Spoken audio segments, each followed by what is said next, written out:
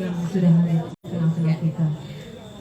Alhamdulillah, baiklah Ibu, karena Ustaz sudah datang, langsung saja Ibu ya pada Ustaz, waktu mempersilakan.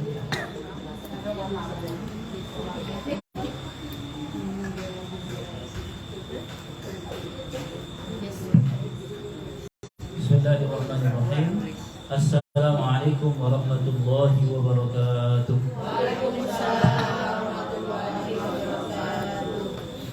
Alhamdulillahirabbil alamin. Wassalatu wassalamu ala asyrafil anbiya'i wal mursalin wa ala alihi wa sahbihi wa man tamassaka bi sunnatihi ila yaumiddin. Allahumma la ilma lana illa ma 'allamtana innaka antal alimul hakim. Allahumma 'allimna ma yanfa'una wanfa'na bima 'allamtana wa zidna ilma wa arinal haqqa haqqan warzuqna ittiba'ah wa arinal batila batilan warzuqna ijtinabah waj'alna mimman yastami'una al-qawla fayattabi'una ahsanah wa adkhilna birahmatika fi ibadika as-salihin.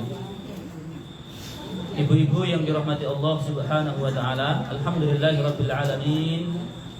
Segala puji dan syukur marilah senantiasa kita panjatkan kehadirat Allah Subhanahu wa taala atas segala kucuran rahmat dan juga karunia-Nya kepada kita semua, sehingga di malam hari ini kita masih diberikan kesempatan, diberikan kemudahan untuk melangkahkan kaki kita bersama-sama hadir berkumpul di tempat yang baik ini, duduk dalam satu majelis untuk tilawatul Quran dan juga thalabul ilmi.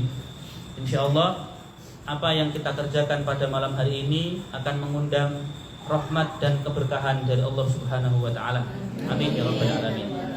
Ibu-ibu yang berbahagia, malam hari ini tema yang diminta untuk kita bahas adalah tentang adab thalabil ilmi, adab menuntut ilmu. Di saking pentingnya ilmu, maka untuk mencarinya pun harus memperhatikan adab-adabnya. Ilmu itu mulia. Saking mulianya, orang yang tidak punya sekalipun mengaku-aku. Paham tidak maksudnya? Ilmu itu mulia. Saking mulianya ilmu, orang yang tidak punya sekalipun mengaku apa? Punya ilmu. Itu saking mulianya apa? Ilmu. Dan kebodohan itu adalah hina. Saking hinanya, orang yang punya pun tidak mau disebut bodoh. Itu hina. Nabi Shallallahu Alaihi Wasallam memberikan motivasi kepada kita di dalam menuntut ilmu dalam banyak sabdanya. Salah satu sabda beliau yang mungkin paling sering kita dengar, beliau mengatakan, man salaka thariqan, barang siapa yang menempuh satu perjalanan, yaltamisu fihil ilman, dengan niat untuk mencari ilmu, sahhalallahu lahu bihi, maka Allah akan memudahkan dengan ilmu itu thariqan ilal jannah, jalan menuju surga. Jadi ilmu ini Bu, mencari ilmu bisa menjadi sebab yang mengundang rahmat Allah, yang dengan rahmat itu kita akan dimasukkan ke dalam surga. Maka kita tidak boleh memandang remeh urusan menuntut ilmu. Yang penting itu mencarinya Bu. Dapat atau tidak itu belakangan. Jadi ibu sudah mencari ilmu sejak kapan? Sejak dulu kan? Sudah dapat. Kalau merasa sudah dapat, nanti malah nggak ada semangat untuk mencari ilmu lagi. Kita menuntut ilmu itu dari lahir sampai mati tidak mungkin bisa mendapatkan seluruh ilmu. Jadi fokus kita adalah mencari ilmu saja. Perkara nanti dapat ilmu seberapa itu serahkan pada Allah. Ya, tugas kita adalah mencari ilmu, menjalankan perintah dari Allah Subhanahu wa taala dan Rasulullah sallallahu alaihi wasallam. Karena thalabul ilmi fardhatun ala kulli muslim. Menuntut ilmu itu fardu, wajib atas setiap muslim. Ibu-ibu yang berbahagia, di dalam kita mencari ilmu ada adab-adab yang harus diperhatikan. Nah, di antaranya kita sebutkan yang pertama, an-niyatus shadiqah. Apa? Niat yang benar. Mulai dari sini dulu. Jadi asas segala amal yang kita lakukan itu pondasinya adalah niat. Maka ketika kita pergi menuntut ilmu, baik belajar ke sekolah, masuk pesantren, hadir di majelis taklim, itu pastikan niatnya benar. Karena manusia itu hanya akan mendapatkan apa yang dia niatkan. Yang ngomong bukan saya, tapi siapa? Rasulullah. Innamal a'malu binniyat. Amal itu tergantung niat-niatnya. Faman kanat hijratuhu ilallahi wa rasulih. Barang siapa yang hijrahnya karena Allah atau menuju Allah dan Rasulnya, fa hijratuhu ilallahi wa rasulih. Maka hijrahnya akan semakin mendekatkan dia kepada Allah dan Rasul. Faman kanat hijratuhu lidunya yusibuha. Siapa yang hijrahnya karena pengen mendapatkan dunia atau karena dunia yang ingin dia dapatkan, awim ro'atin yankihuha, atau karena perempuan yang ingin dia nikahi, fahijratuhu ila ma hajaru ilaih, maka ya hijrahnya hanya akan mendapatkan apa yang dia niatkan. Nah, maka ibu berangkat dari rumah, hadir di tempat ini niatnya apa? Mencari ilmu. Dan niat mencari ilmu itu untuk apa? Untuk menjadi lebih baik. Menjadi lebih baik. Niat supaya menjadi pribadi yang lebih baik itu termasuk niat yang benar. Boleh. Apalagi? Silaturahim. Boleh. Apalagi? Mendapatkan ridho Allah. Boleh. Apalagi? Menambah ilmu. Ya. Supaya amalnya benar. Ya. Menghindari maksiat, boleh gak? Boleh. Misalnya kalau ibu nggak hadir ke sini, diajak oleh teman untuk maksiat. Daripada aku diajak maksiat, mending aku hadir ke majelis taklim. Niatnya bukan untuk ngaji, tapi hanya sekedar supaya tidak maksiat. Itu masih termasuk niat yang baik, yang benar.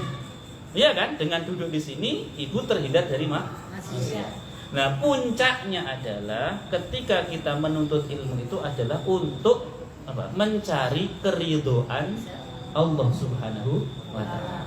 Allah perintahkan aku menuntut ilmu, maka aku pun menuntut ilmu karena Allah. Rasulullah perintahkan aku menuntut ilmu, aku menuntut ilmu karena meneladani Rasulullah sallallahu alaihi wasallam. Itu puncak dari niat yang baik. Nah, di bawah itu boleh aku menuntut ilmu supaya dimudahkan masuk surga. Boleh. Aku menuntut ilmu untuk membersihkan jiwaku yang kotor. Boleh, bagus. Aku menuntut ilmu untuk menghilangkan kebodohan yang ada dalam diriku sendiri. Boleh. Itu semua termasuk niat yang baik. Yang penting jangan sampai salah niat ketika kita menuntut ilmu. Kenapa? Karena kalau salah niat, yang awalnya atau harusnya ilmu itu memudahkan kita menuju surga, gara-gara salah niat malah berpotensi menjebloskan seseorang masuk. Bisa loh. Orang yang pinter mencari ilmu, jadi orang pinter, tapi endingnya malah masuk neraka. Ini sesuai dengan keterangan dari Rasulullah SAW. Nabi memberikan informasi begini. Nanti di akhirat yang pertama kali akan diadili itu 3 orang. Di akhirat, di pengadilan akhirat, yang pertama kali akan diadili oleh Allah itu 3 orang. 3 orang itu siapa? Ustaz. Jangan Ustaz aku. Jangan. Kalau Ustaz diadili nanti cepat masuk surganya. Jangan Ustaz dulu. Nah, Ustaz kan harus nunggu jamaahnya dulu, masa Ustaz dulu kan? 3 orang ini ternyata ketiga-tiganya Bu, di dunia itu bukan ahli maksiat tuh, secara zahir ya. 3 orang itu, satu mujahid. Mujahid itu siapa? Orang yang berperang di jalan Allah, berperang angkat senjata melawan musuh-musuh Allah. Mujahid namanya. Yang kedua adalah munfik, orang yang gemar apa? Sedekah, infak. Yang ketiga, muta'alim, orang yang belajar, bukan ustaz. Ustaz kan ngajar. Ya. Beda ya. Orang yang belajar. Nanti dalam keterangan yang lain, orang yang belajar Al-Quran. Secara spesifik belajar Al-Quran. Ya, anggap saja belajar ilmu agama. 3 orang ini yang pertama kali diadili. Orang yang berjihad di jalan Allah, berperang angkat senjata melawan orang-orang kafir, musuh-musuh Allah. Orang yang rajin berinfak, bersedekah, dan orang yang rajin belajar atau belajar Al-Quran. Orang pertama ditanya, mujahid ini, untuk apa kamu berjihad wahai fulan? Nah, orang pertama ini menjawab, aku berjihad untuk menegakkan agama Allah. Jawabannya begitu. Langsung dibantah, kadzabta, kamu dusta. Ya. Ketika ditanya, dites, kamu berjihad itu apa motivasimu? Niatmu apa? Lisannya menjawab, li'ila'i kalimatillah, ingin meninggikan agama Allah. Langsung dibantah, kadzabta, kamu dusta. Sesungguhnya dalam hatimu, kamu berjihad itu niatnya kamu ingin disebut sebagai seorang pahlawan. Lisan bisa berkata bohong.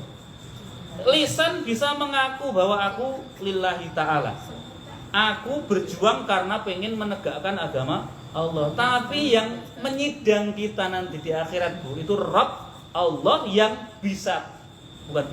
Rabb yang mengetahui apa yang tersembunyi di dalam hati kita. Maka ketika lisan ngomong aku berjuang untuk menegakkan agama Allah, langsung kadzabta, dusta kamu, bohong kamu. Kamu berjuang itu sebenarnya pengen itu meninggikan namamu sendiri, bukan meninggikan agama Allah. Pengen namamu harum, namamu dikenang sebagai seorang pahlawan. Yang pertama. Yang kedua, orang yang berinfak tadi. Fulan, kenapa kamu rajin berinfak? Niatmu apa? Dia menjawab, aku berinfak lillahi ta'ala, semata-mata karena Allah. Kadzabta, bohong kamu, dusta. Sesungguhnya kamu berinfak karena kamu pengen disebut sebagai orang yang dan dipuja-puji orang. Terus sekarang ya biar viral, biar ya nanti malah mendatangkan keuntungan untuk dirimu sendiri. Yang ketiga, orang yang belajar Al-Quran. Fulan, Bu, kenapa ibu belajar Al-Quran? Apa jawabannya?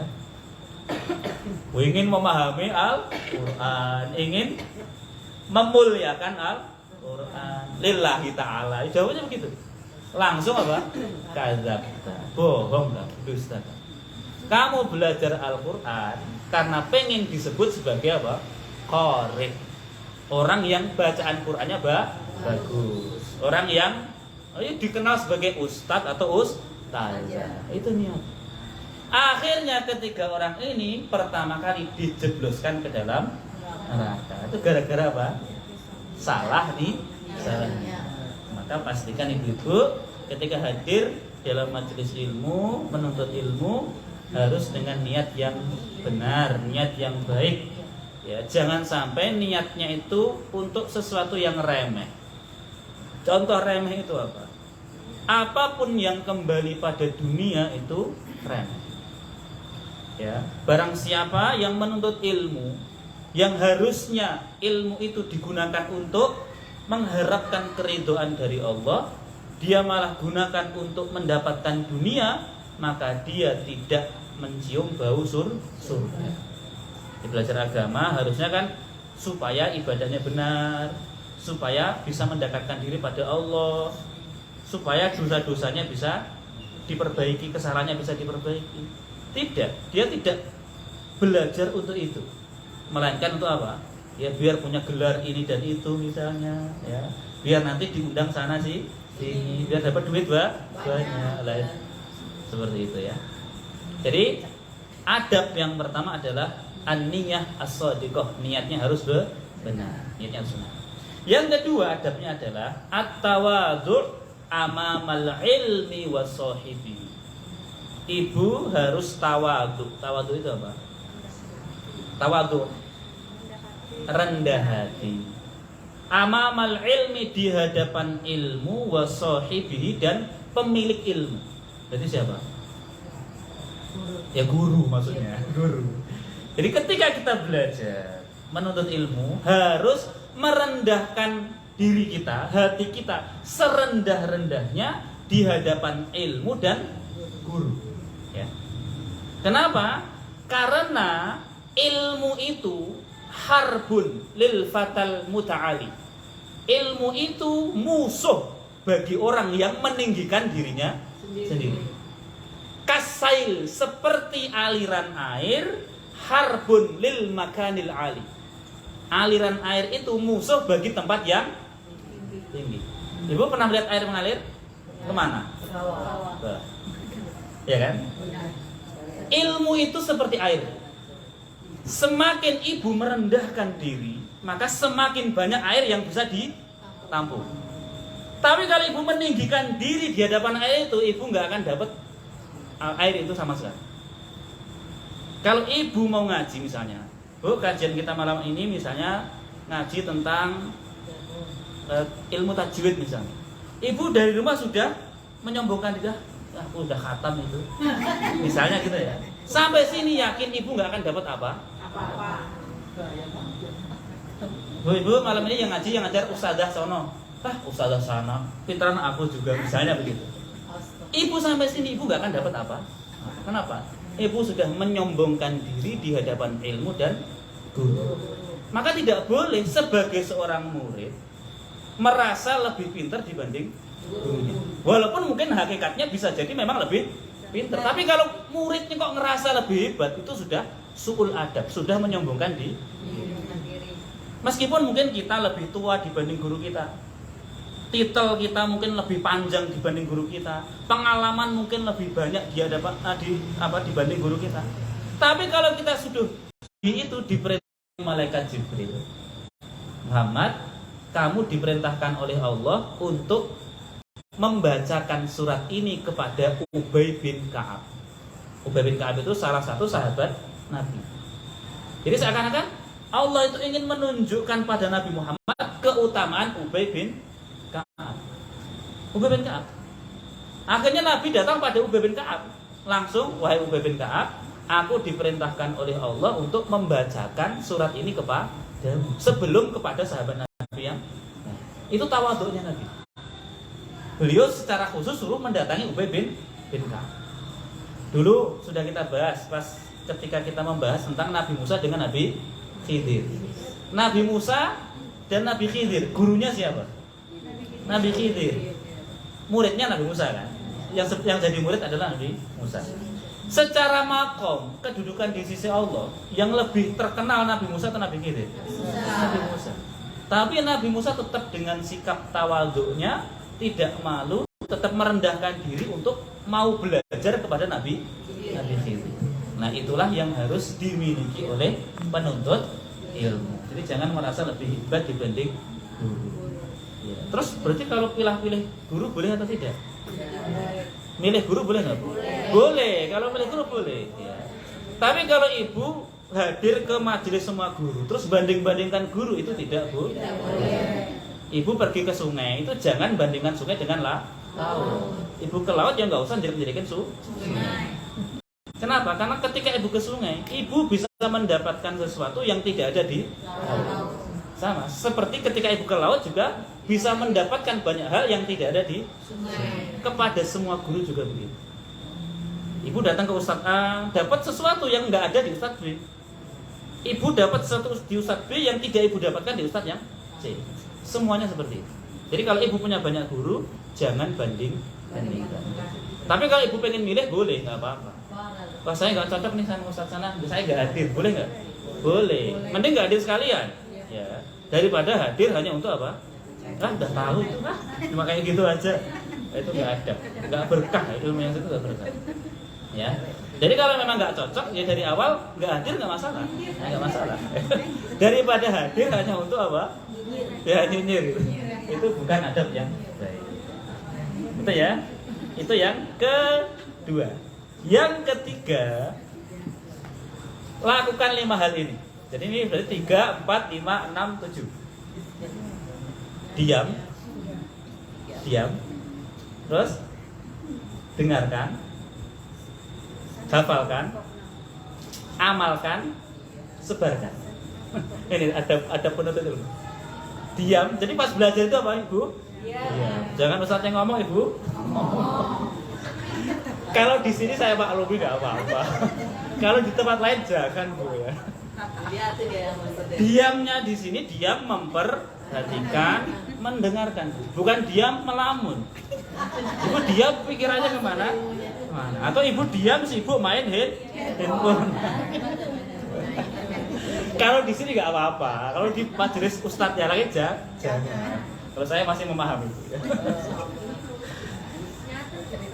Jadi nggak apa-apa, Bu. Kalau pakai handphone nyatet boleh.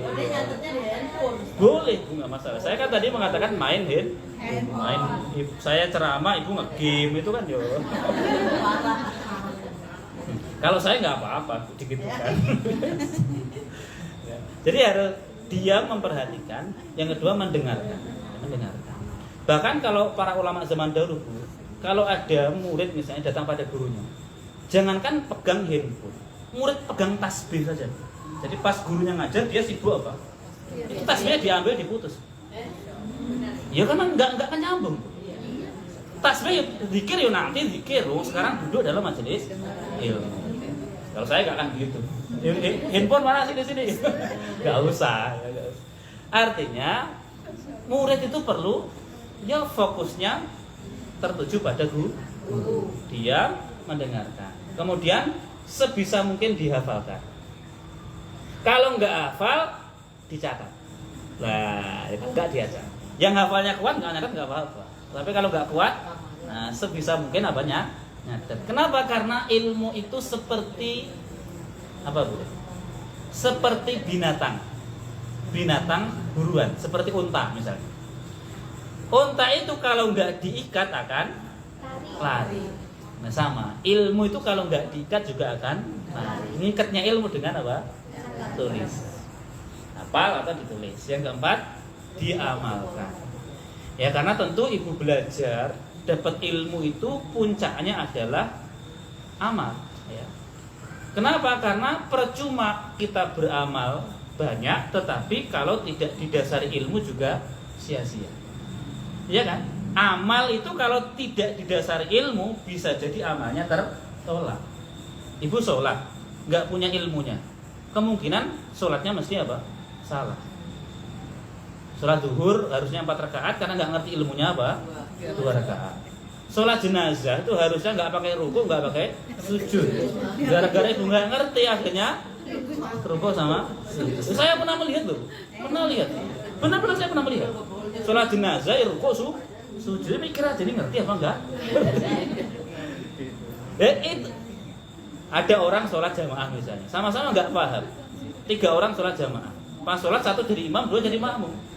Pas sholat Allahu Akbar ada tikus lewat, imamnya ngomong, tikus lewat.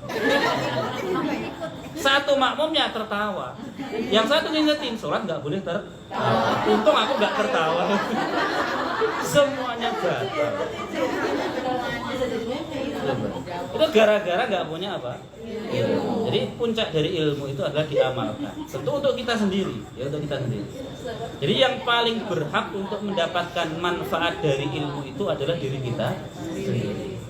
Ya, setelah diamalkan untuk diri sendiri baru disebarkan. Ibu ngajak yang lain, ingatkan yang lain, ngajari yang lain, itu bagian dari dakwah ya, bagian dari dakwah. Itu jadi tahapan dalam ibu menuntut ilmu gitu ya. Ibu diam dalam majelis, mendengarkan, menghafal atau mencatat, kemudian apa? Mengamalkan. Mengamalkan di murojaah, kalau bisa diamalkan semampunya ya. Tentu kalau langsung diamalkan semuanya juga kan berat, semampunya. Dan nanti kalau kita sudah bisa mengamalkan, baru ngajak orang lain menyebarkan ilmu tersebut. Itu yang ketiga ya. Yang ketiga itu ada 5 tadi. Yang keempat, jangan mendebat guru. Jangan apa? Membantah guru, itu adabnya. Ini adab ini diambil dari faedah dialognya Nabi Musa dengan Nabi Khidir. Nabi Khidir ketika menerima Nabi Musa jadi murid, syaratnya satu kan? Fa init taba'tani fala tas'alni an syai' hatta uhditsa laka minhu dzikra. Oke, kalau kamu ikut aku, pokoknya jangan tanya apapun tentang sesuatu sampai aku sendiri yang menjelaskan atau cerita. Ya, jadi kalau guru misalnya memerintahkan apapun, memberikan nasihat apapun, itu jangan pernah membantah. Kalau bertanya boleh atau tidak? Boleh. Tetapi bertanya pun yang sesuai dengan apa? Bukan tema, maksudnya bertanya niatnya untuk mencari ilmu. Yang awalnya belum paham supaya paham. Bukan bertanya untuk ngetes gurunya, bukan. Ya, terkadang ada loh Bu, murid yang kayak gitu. Tanya pengen ngetes apa? Gurunya. Atau juga bertanya yang justru bikin susah orang lain. Itu juga tidak baik. Bertanya karena pertanyaan itu akhirnya semuanya jadi susah. Itu tidak baik. Ini wataknya Bani Israil. Contohnya gimana? Contohnya gini misalnya, ibu-ibu, pertemuan kita bulan depan, saya minta ibu-ibu bawa buku catatan. Harusnya kan gampang kan? Buku catatan apapun boleh, warna apapun nggak masalah, merek apapun oke. Ya. Terus ada satu ibu tanya, Ustadz, buku catatannya merek apa ya? Kan tanya kan? Saya jawab, mereknya harus Sinar Dunia Bu, semuanya. Sudah mengerucut, sudah susah kan? Nah, tanya lagi, yang ukurannya berapa Ustadz? Ukurannya harus kertas A5, nggak boleh ukuran yang lain. Tanya lagi, tebal atau tipis? Harus tebal. Sampulnya warna apa? Warnanya harus biru. Coba. Awalnya gampang, gara-gara satu orang banyak nanya, jadi susah. Nah, dia yang paling dosa. Nah, itu nggak boleh kayak gitu ya. Tanya yang kayak gitu nggak boleh. Menyulitkan diri sendiri dan orang lain. Bani Israil dulu juga gitu Bu. Disuruh nyembelih sapi, bukannya langsung pergi nyari sapi, tapi banyak nanya, akhirnya merepotkan diri sendiri. Harusnya kan kalau dari awal pergi nyari sapi kan gampang, sapi apapun boleh, warna apapun nggak masalah, besar kecil oke kan? Dia tanya sapi yang gimana? Dijawab sapi yang nggak kecil tapi nggak tua. Warnanya apa? Warnanya kuning tua. Terus gimana lagi? Tidak pernah digunakan bajak sawah, tidak pernah ngangkut air, tidak cacat, tidak belang. Apa nggak mati nyari yang sampai kayak gitu? Akhirnya mereka sendiri nah itu nggak baik ya, banyak nanya yang seperti itu. Tapi kalau bertanya ingin mendapatkan pemahaman, maka itu diperintahkan ya. Fas'alu ahla dzikri in kuntum la ta'lamun. Bertanyalah kepada ahli zikir, orang yang berilmu, kalau kamu memang tidak mengetahui. Jadi bertanya untuk hal itu Bu, boleh. Itu yang keempat. Yang kelima, yang terakhir, yang kelima adalah memperhatikan adab-adab dalam majelis. Jadi adab penuntut ilmu, terutama dalam majelis seperti ini, itu harus memperhatikan apa? Adab-adabnya. Apa di antara adab-adabnya? Satu, ini ada beberapa. Satu, ini berdasarkan hadis dari Nabi SAW ketika beliau didatangi oleh malaikat Jibril. Ya. Ketika didatangi malaikat Jibril, Nabi sedang duduk bersama para sahabatnya. Yang bercerita adalah sahabat Umar bin Khattab. Ketika kami duduk bersama Nabi, tiba-tiba datang seorang laki-laki. Penampilannya bagus, serba putih, wajahnya bersih, tanpa ada bekas perjalanan. Nah, dari sini diambil faedah yang pertama, adab majelis itu adalah memperbaiki penampilan. Jadi ibu kalau datang ke majelis ilmu, majelis taklim, ya pakai pakaian yang baik. Jangan pakai baju tidur misalnya yang masih daster yang bolong sana bolong sini untuk ke majelis taklim. Nah, itu ya kurang sopan. Ya, jadi adabnya harus begitu. Pakai baju yang baik, yang kalau ibu punya baju khusus untuk ngaji itu bagus, nggak apa-apa. Ini baju terbaik saya aku gunakan untuk ngaji. Maka satu sisi kalau ada ibu-ibu majelis taklim bikin seragam itu saya mendukungnya dari sisi ini sebenarnya. Ya, tapi sayangnya dipakai hanya karena pas apa? Pas ziarah keluar. Pas ngaji malah nggak dipakai. Ya nggak apa-apa sih, nggak apa-apa. Yang penting pas datang itu pakai baik, penampilan yang baik, pakai pakaian yang baik. Yang kedua, kata sahabat Nabi, la ya'rifu ahadun minna. Ketika malaikat Jibril datang itu, tidak ada satupun dari kami yang mengenalinya.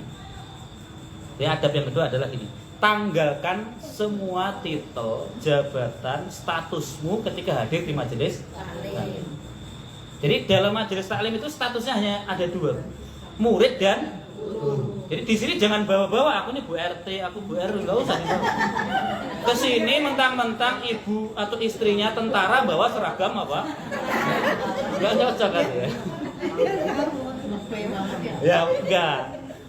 Tapi kalau bajunya adanya cuma itu ya nggak apa-apa. Tapi maksudnya gini, ketika kita duduk di majelis ilmu, status yang ada cuma antara guru dengan murid. Jadi jangan sampai nanti guru itu merasa sungkan ngajar gara-gara ada satu orang menonjolkan apa? Statusnya. Wah, ada pejabat sini. Jangan. Kalau mau status ya setelah keluar dari majelis taklim bawa lagi seragammu silakan. Tapi ketika ada di majelis taklim tanggalkan seluruh jabatan. Nah kayak tadi malaikat Jibril datang pada Nabi Muhammad, apakah Jibril membawa statusnya sebagai malaikat? Enggak. Coba kalau Jibril memperkenalkan diri, aku malaikat. Sahabat kabur semua mesti kan? Enggak, beliau duduk, sahabat itu nggak ngerti kalau dia malaikat. Taunya kapan? Setelah orang ini pergi. Sehingga nggak ada rasa sungkan, nggak ada rasa. Coba kalau ada satu misalnya ibu pejabat, dia pakai seragam datang ke sini, mesti ibu-ibu yang warga biasa itu kan mesti apa? Minder, sudah mau duduk dekat-dekat juga nggak berani. Nah, itu tentu nggak baik adab seperti itu ya. Nah, itu harus diperhatikan. Jadi tanggalkan seluruh atribut, seluruh jabatan ketika hadir di majelis ilmu, karena status yang ada hanya antara guru dengan murid. Udah itu saja. Ya, maka nggak perlu dibeda-bedakan tempatnya, Bu. Nggak perlu ini tempat khusus untuk Ibu RT dibuatkan panggungnya gini misalnya. Nggak perlu begitu ya. Karena ini majelis ilmu ya. Apalagi kalau ngajinya di masjid itu nggak perlu ya. Yang datang pertama ya bisa memilih tempat. Itu adabnya begitu saja. Nggak usah pokoknya saya harus di sini. Nggak boleh di tempat yang nggak boleh. Gitu. Itu yang kedua. Yang ketiga adab bermajelis itu adalah jangan membicarakan atau berbicara kecuali yang baik. Jadi kalau ibu hadir di majelis taklim, kalaupun harus berbicara yang baik. Jangan majelis taklim itu dijadikan sebagai majelis untuk ghibah. Enggak di rumah, enggak di jalan, enggak di majelis taklim isinya sama ghibah. Nah, itu tidak boleh. Ketika Jibril datang, beliau langsung bertanya. Tanyanya apa? Ajari aku tentang Islam, tentang iman, tentang ihsan. Itu semuanya baik. Nah, jadi kalau bertanya ya seperti itu ya. Ngomong yang baik. Yang keempat, adab yang terakhir adalah perhatikan cara duduk. Nah, kalau di sini saya maklumi ya, paham lah masalah. Nah, ini mohon maaf nih. Kalau dalam kondisi normal, Bu, selonjoran itu kurang ini kalau normal, Bu. Tapi di sini nggak apa-apa. Saya memahami karena memang faktor U kan. Nah, udah boleh. Jadi kalau dalam walaupun duduk Nabi duduk itu posisinya banget. Enggak apa-apa Bu, enggak masalah. Kalau saya memahami, saya tadi mengatakan kalau dalam kondisi kalau ini kan dikasih udzur, dimaklum. Jadi kalau ibu bisa duduk yang rapi, yang baik, maka duduknya pun juga harus beradab. Dan Nabi Muhammad ketika bermajelis dengan sahabatnya, tatkala didatangi malaikat Jibril, duduknya bagaimana? Ada yang mengatakan duduknya begini Bu, ya begini. Begini boleh. Kemudian tarobu itu sila begini. Ini juga boleh. Nabi itu posisi dulunya macam-macam Bu. Kadang Nabi dulunya juga begini. Tetapi bukan saat berada dalam majelis. Ketika misalnya Ibu di masjid lagi santai atau kajian belum dimulai, ustadznya belum hadir, jamaah yang lain belum hadir, Ibu nunggu sambil duduk begini, itu nggak masalah. Selonjoran gini, nggak apa-apa Bu. Ibu nggak usah gitu, kembali saja bukan masalah. Daripada nanti ibu bangun kesemutan lagi Jadi sekali lagi ini hanya dalam kondisi apa? Normal. Kalau karena kita ada udzur ya nggak apa-apa. Kenapa? Wong kita sholat saja Bu. Normalnya kan berdiri kan. Tapi kalau nggak sanggup berdiri, syariat memberikan udzur boleh dengan duduk. Ya sama. Dalam majelis ya yang duduknya yang sopan, yang sekiranya tidak menyinggung pematerinya.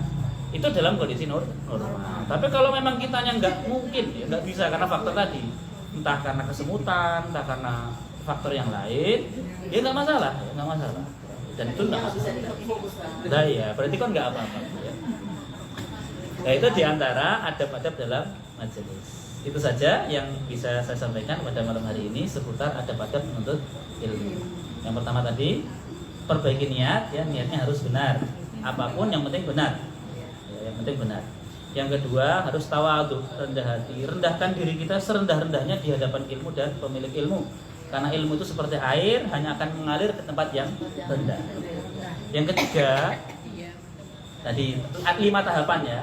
Diam, mendengarkan, menghafal atau menulis, mengamalkan, menyebarkan, mendakwahkan. Kemudian yang keempat, jangan membantah guru. Kalau nggak paham boleh bertanya, tetapi bertanya supaya paham. Ya, bukan untuk menguji dan juga bukan bertanya yang berpotensi menyulitkan semua orang. Dan yang kelima adalah memperhatikan adab-adab dalam majelis. Di antara adabnya tadi ada banyak ya. Di antara penampilan diperbaiki, kemudian apa tadi? Lepaskan semua atribut-atribut titel kita ya. Gak usah bawa-bawa gelar kalau hadir di majelis apa? Taklim. Kemudian berbicara yang baik-baik, ya jangan hibah. Kemudian yang keempat apa? Posisi duduknya diperhatikan. Ya nggak apa-apa, ya, dalam kondisi normal ya. Baik, itu saja ibu-ibu yang bisa saya sampaikan. Sebelum kita akhiri, barangkali ada pertanyaan dari ibu-ibu, silahkan. Tanya yang tidak dipahami, bukan bertanya untuk menyulitkan diri sendiri. Silakan. Silakan Bu. Saudara Bu. Ini Pak Ustadz, saya mungkin tahu udah pernah ada kali ya, mungkin saya nggak ngerti. Misalnya Ustadz kita mau sholat ini kan, yang alhamdulillah di lingkungan kita ini masjidnya banyak gitu. Terus azan dari masjid kita udah selesai. Kita melanjutkan sholat, memulaikan sholat, tapi yang masjid lain masih berkumandang, itu gimana Ustadz? Terima kasih. Wassalamualaikum warahmatullahi wabarakatuh. Jadi yang paling gampang ibu-ibu, yang ibu jadikan acuan untuk sholat itu adalah azan dari masjid yang terdekat. Jadi kan ibu tinggal di Mutiara Gading Blok M. Masjidnya mana? An-Nur. Ya sudah, ibu acuannya adalah azan di masjid An-Nur. Ya, karena terkadang azan setiap masjid itu kan nggak mesti on time. Kalau di sini misalnya on time, masuk waktu langsung azan. Di masjid yang lain mungkin nggak ada jam digital. Bisa jadi azannya mundur 5 menit, mundur 3 menit. Nah, jadi paling gampang adalah ini masjid kita ini ya jadikan patokan. Begitu pula untuk nanti Ramadan. Ya. Ramadan kan kita sahur, kita buka. Ya. Acuannya azan kan. Azan di mana? Ya dari masjid yang terdekat dengan kita, yang kita biasa sholat jamaah di situ. Itu Bu, itu cara paling gampangnya begitu. Jadi jangan sampai ibu tinggalnya di sini, terus dengerin azan di Papua, gara-gara nyetel televisi misalnya. Nanti nggak nyambung, nggak connect, ya, karena perbedaan waktu antara sini dengan Papua. Gitu Bu, bisa dipahami ya? Baik. Yang lain silakan.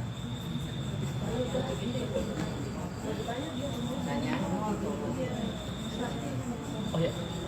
Assalamualaikum warahmatullahi wabarakatuh. Waalaikumsalam.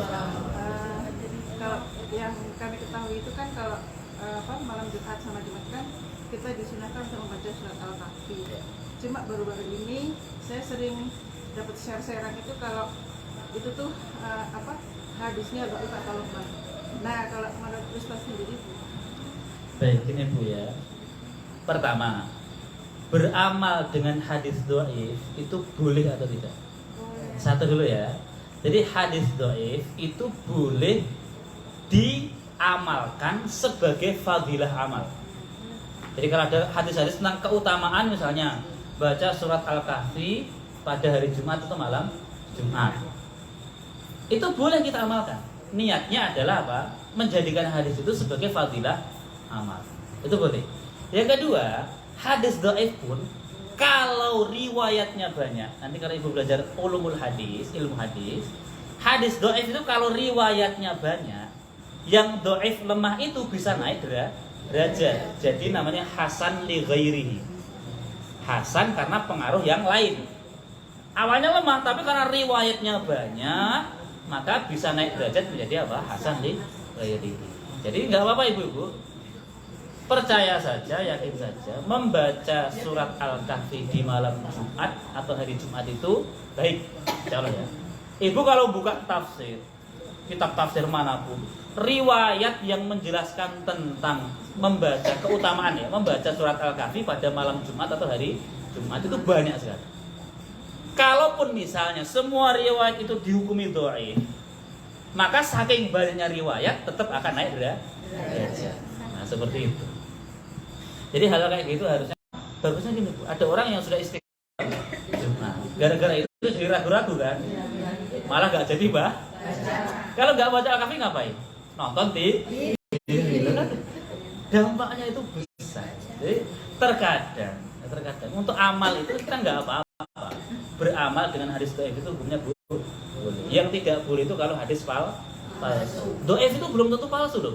Beda antara palsu dengan dhaif. Ya terkadang serba susah Bu ya, serba susah. Ada orang-orang yang pokoknya hadis yang boleh diamalkan hanya hadis apa? Sahih saja gitu. Nah, itu susah. Ibu kalau baca surat Al-Kahfi, buka tafsir Al-Kahfi, dalam pembahasan semua ulama tafsir itu mesti di antara riwayat yang dicantumkan di situ adalah keutamaan membaca surat Al-Kahfi pada malam Jumat atau hari Jumat. Tidak masalah, tetap baca silakan. Bagi ibu-ibu yang sudah istiqomah baca surat Al-Kahfi, lanjutkan, tidak masalah. Saya nggak Al-Kahfi, saya Yasin, ya silakan, nggak apa-apa. Saya Al-Baqarah boleh, ya nggak masalah. Saya nggak surat tertentu tapi baca Quran berurutan, itu nggak masalah kok. Asal ibu nggak nonton sinetron aja gitu kan. Awalnya bagus-bagus baca Al-Kahfi, gara-gara membaca share-sharean yang juntrungnya dari mana itu kan. Akhirnya baca Al-Kahfinya ditinggalkan, sekarang malah apa? Nonton sinetron. Gitu Bu ya, kurang lebih, nggak masalah. Nanya, Ya. kita lagi dari sosial misalnya ngajak ngobrol, cara apa ya? Yang pertama, yang kedua, saya pernah ditanya nih, kalau orang dengerin sosial mendingan ngobrol apa mendingan tidur? Sebenarnya kan nggak mendingan semua tuh. Oh iya. Tapi kalau saya jawab aja mendingan tidur. Kalau tidur kan nggak membawa orang lain. Iya. Terus yang ketiga, terakhir. Iya.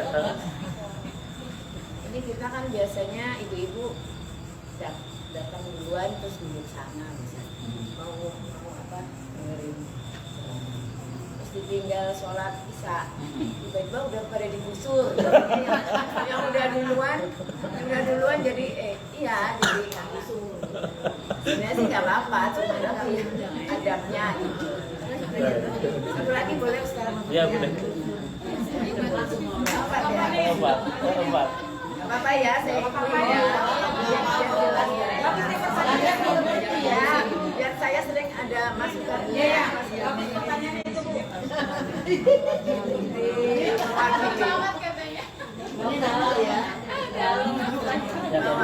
Mewakili daripada saya ini.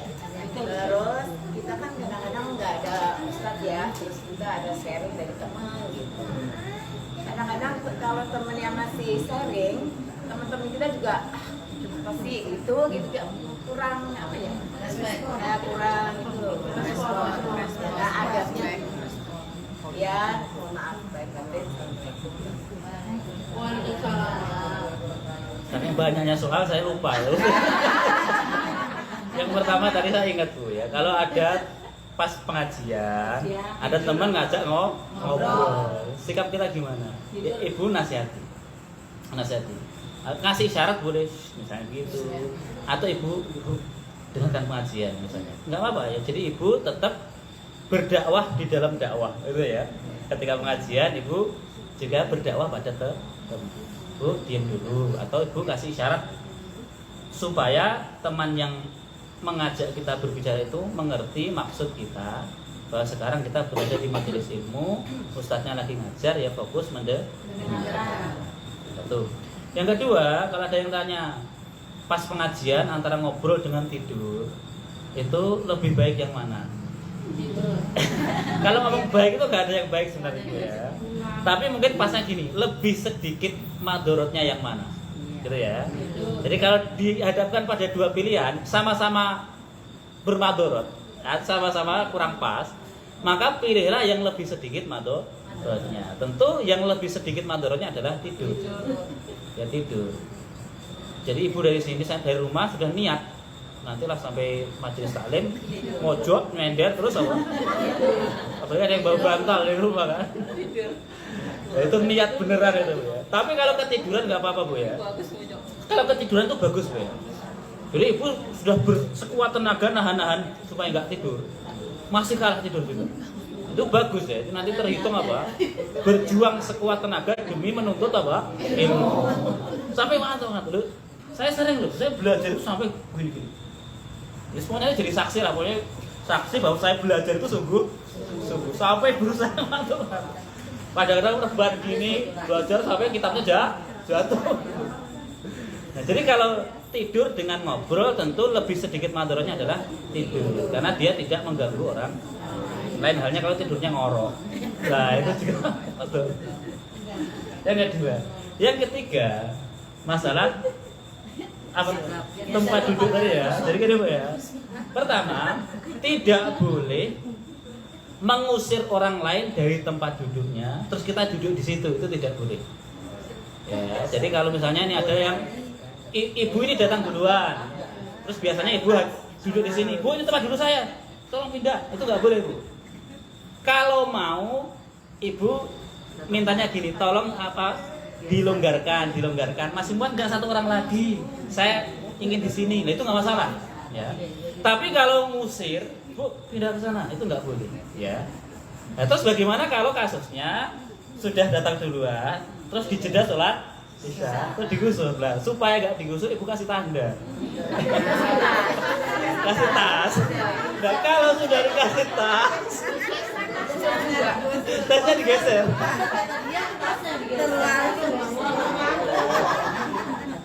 Kalau sudah dikasih tanda, jangan digusur Bu ya. Jadi kalau sudah dikasih tanda, karena dia sudah lebih datang duluan, ngasih tanda, ya sudah nanti dia yang lebih berhak.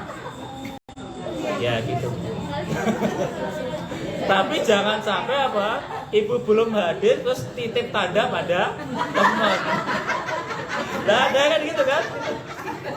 Ibu datangnya terlambat, terus tolong bawain tas saya itu, taruh di sop depan. Itu juga nggak boleh. Jangan gitu.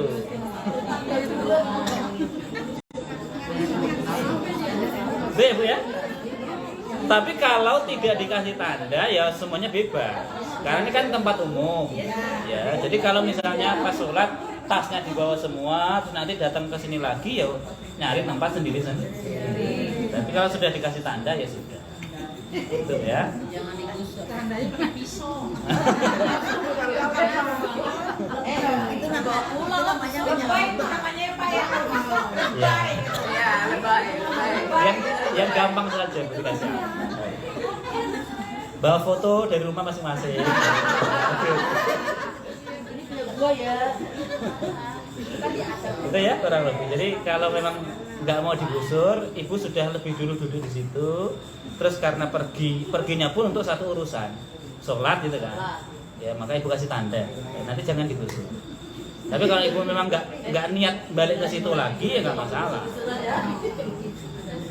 Itu yang ketiga, yang keempat, yang terakhir, kalau ada teman sharing, kan ada mungkin malam atau pas momen pengajian tapi nggak ada gurunya, tapi sharing antar jamaah atau antar teman, ya tetap adabnya itu diperhatikan. Ya, artinya kalau teman lagi berbicara ya didengarkan, kalau mau bertanya ya bertanya, meskipun statusnya tidak lagi guru murid kan, tapi hanya sharing antar teman. Adabnya itu adalah ketika duduk bareng begini, itu jangan bisik-bisik hanya 2 orang. Itu nggak boleh ya. Ini lagi sharing, jadi bisik-bisik berdua itu nggak boleh. Ya, harus daripada bisik-bisik yang ngomong terus apa? Terang. Kalaupun mau menanggapi sharingan itu ataupun mungkin nggak sepakat dengan sharingan itu, sampaikan dengan adab yang baik. Ya, jadi ya, namanya teman kan begitu kan. Ya mungkin bahasanya tidak seformal kalau antara guru dengan murid, ya, tapi tetap adab itu dijaga. Ya, jangan sampai nanti menyakiti perasaan teman, jangan sampai apa mungkin merendahkan teman, itu tidak boleh. Ya, intinya sih pada etika adab saja. Ya. Jadi ketika ada orang ngomong, kita hadir di majelis itu, siapapun yang berbicara ya didengarkan. Adabnya begitu. Nanti kalau ibu dapat giliran berbicara, yang lain juga harus sama. Jadi hak dan kewajibannya sama. Ya. Jangan sampai ibu kalau pas berbicara, teman-teman ngomong ibu marah. Pas temannya ngomong, ibu malah gantian apa? Ngobrol. Jadi kan nggak adil kan? Contohnya gini, pas saya tausiah, ada ibu yang ngobrol, saya marah. Begitu ada ibu yang tausiah, cerita, saya gantian ngobrol. Nah, itu kan gimana? Egois berarti kan? Egois. Jadi saling menghargai, saling menghormati. Itu kurang lebihnya.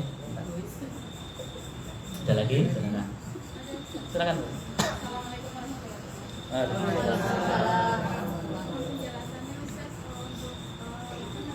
Sholat sunnah wudhu, apakah boleh digabung dengan qobliyah? Apa harus satu-satu? Lalu untuk baca niat sholat sunnah wudhu itu bisa dengan dibaca niat syukri wudhu gitu? Begitu. Baik. Sholat sunnah wudhu itu adalah sholat sunnah yang dikerjakan setelah berwudhu. Pertanyaannya, apakah Nabi rutin mengamalkan? Tidak. Yang rutin mengamalkan siapa? Bilal bin Rabah. Jadi ceritanya Nabi pas Mi'raj, Isra Mi'raj itu mendengar terompahnya Bilal di surga. Begitu kembali sudah ketemu Bilal, ditanya, amalanmu itu apa? Kok aku mendengar terompahmu di surga? Bilal menjawab, setiap selesai wudhu apapun, mesti sholat sunnah 2 rakaat. Inilah oleh para ulama disebut sholat sunnah apa? Wudhu. Nah, lalu apakah boleh digabung dengan sholat qobliyah? Jangan digabung. Ya. Kalau waktunya longgar, ibu sendiri, sunnah wudhu sendiri, qobliyah sendiri. Tapi kalau pas mepet, misalnya nih saya berwudhu, masuk masjid, saya ngitung hanya bisa sholat 2 rakaat sebelum iqomah. Maka pilih salah satu sholat sunnah saja. Qobliyah sholat qobliyah dulu. Insya Allah nanti tetap dapat pahala sunnah wudhu. Ya. Kenapa? Karena saya meninggalkan sholat sunnah wudhu itu karena keadaan waktu yang harus segera sholat wajib berjamaah. Jadi kalau ibu statusnya misalnya di rumah, habis wudhu ya qobliyah wudhu dulu. Qobliyah wudhu, sholat sunnah wudhu dulu. Kemudian habis itu baru qobliyah kalau pengen qobliyah, baru sholat fardu. Terus niatnya bagaimana? Dan niat sholat sunnah wudhu itu apa? Yang penting ada 2. Ada fi'lun, ada niat sholat. Jadi kalau bahasa Arabnya usolli. Terus ada ta'yin. Ta'yin itu sholatnya apa? Aku niat sholat wudhu. Sudah selesai. Itu sudah sah. boleh, syukri wudhu boleh, tapi poinnya itu adalah wudhu. Ya, jadi aku sholat sunnah setelah wudhu. Ya, lebih tepat aku sholat sunnah apa setelah wudhu. Itu saja dihadirkan dalam hati kapan? Ketika takbiratul Allah dalam hati apa? Aku sholat sunnah setelah wudhu. Itu kalau sholat sunnah. Kalau sholat wajib itu harus ada 3. Sholat ta'yin, jenis sholatnya apa, terus harus ada fardunya. Jadi kalau bahasa Arabnya usolli fardol isya'i misalnya, minimal harus ada 3 itu. Kalau jadi makmum tambah 1, makmuman. Kalau jadi makmum, kalau jadi imam nggak perlu, ya. Harus ada 4 ini kalau ibu jamaah. Usolli fardol, jenis sholatnya apa? Isya'i, makmuman. Minimal itu. Enggak, kalau mustaqbilal qiblati arba'at itu enggak, tanpa itu juga enggak masalah. Tidak harus pakai bahasa Arab. Dalam hati aku sholat isya fardu, selesai. Atau aku sholat fardu isya, selesai. Tapi tambah 1 kalau jamaah sebagai makmum. Itu ya, jadi bedakan. Kalau sholat fardu harus ada 3 tadi. Sholatnya, jadi usolli kalau bahasa Arabnya, aku niat sholat. Terus sholatnya sholat fardu, harus ada fardu. Terus fardu apa? Jenisnya subuh, zuhur, asar, maghrib, isya. Kalau jadi makmum tambah makmuman 4. Kalau jadi makmum. Tapi kalau lupa makmumnya itu gimana? Kalau lupa makmumnya. Biar kadang-kadang kan terawih lupa. Ya nggak apa-apa Bu. Ya pokoknya kalau lupa kan, namanya lupa. Semoga dimaafkan, namanya lupa kan. Nah tapi ke depan kalau ibu jadi makmum, niat untuk jadi makmum. Itu bedanya ya. Kalau jadi imam tidak perlu niat jadi imam. Tapi kalau makmum ya niat jadi makmum. Gitu Bu. Dan ya. Kalau pasnya itu salah ucap, salah bisa, niatnya sholat maghrib. Ya salah, nggak boleh. Kalau ibu sholat isya, terus niatnya kok maghrib, itu ngulang dari awal. Nggak bisa. Merubah niat di tengah sholat itu nggak bisa. Nggak boleh. Kalau merubah niat sholatnya tadi sholat isya nih, sholat maghrib. Setelah amin baru ingat, ini kan isya, kok maghrib. Nah ibu ngulang dari awal. Takbir lagi, Allahu Akbar. Gitu.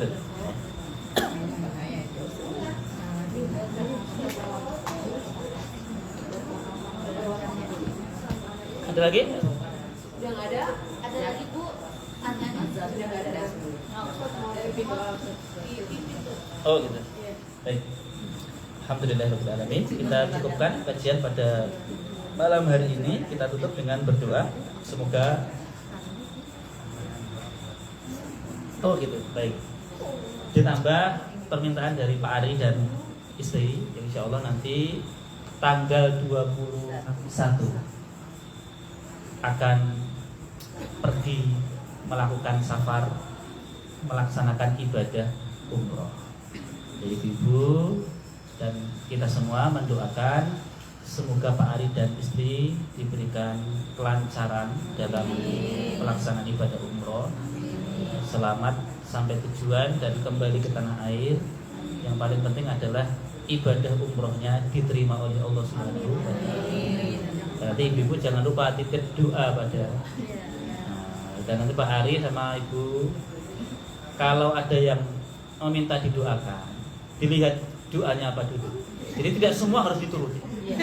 Kalau yang titip doa itu hanya minta dunia, itu nggak usah dibawa ke sana. Doakan biar daganganku lancar, nggak usah dibawa ke sana. Tapi kalau doanya itu kebaikan dunia akhirat, boleh, harus dibawa ke sana. Ya kalau pokoknya yang titip doa hanya mikir dunia, itu nggak usah dibawa ke sana. Kenapa? Itu ada ayatnya, Pak. Faminhum may yaqulu rabbana atina fid dunya wa ma lahu fil akhirati min khalaq. Ada orang yang minta kepada Allah itu kebaikan di dunia saja. Di akhirat tidak dapat apa-apa. Jadi kalau minta doa, terutama bagi orang-orang yang mau pergi ke tanah suci, minta untuk kebaikan dunia dan akhirat. Tolong doakan daganganku lancar, biar aku punya duit bisa pergi umroh. Itu boleh, nggak apa-apa. Ya, tapi kalau doakan supaya duitku banyak, itu nggak usah. Nah, dan nanti nggak apa-apa ya, secara khusus ibu minta didoakan minta nama ibu disebut di sana, dipanggil dari sana.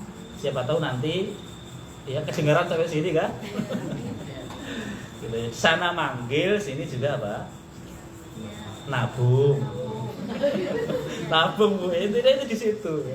Niat itu sudah insya Allah ya. Tapi yang paling penting niat itu harus disertai dengan langkah nyata. Langkah nyatanya apa ya? Nabung. Nabung ya kalau hari ini ya 30-an juta lebih ya. Kalau haji berapa? 49. Jadi yang berangkat haji tahun ini nambah sekitar 24 jutaan. Itu saja ya. Jadi kita doakan nanti secara khusus untuk Pak Ari dan Ibu dan istri, dan juga untuk kita semua semoga diberikan keistiqomahan dalam ibadah di dalam dan amal.